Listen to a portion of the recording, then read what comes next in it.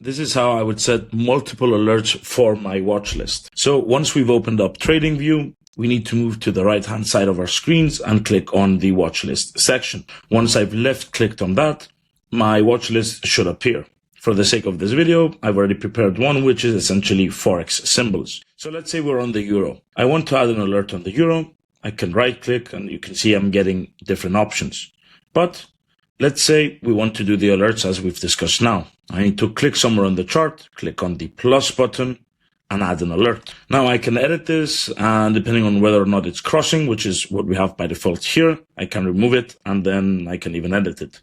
But the video is for the multiple alerts on the watch list. So I've now moved to the US dollar against the loonie. I've added an alert as well. And then I'm going to the cable, which is the GBP against the USD. I've added an alert there as well. So I've added multiple alerts on my watch list. In order to see them, I need to go back to the right-hand side of my screen and click on the alerts button. You can see that we have 3 alerts that have already been placed, where we can pause them, edit it, or even remove them. So this is how I would add alerts for multiple symbols at once using my watch list.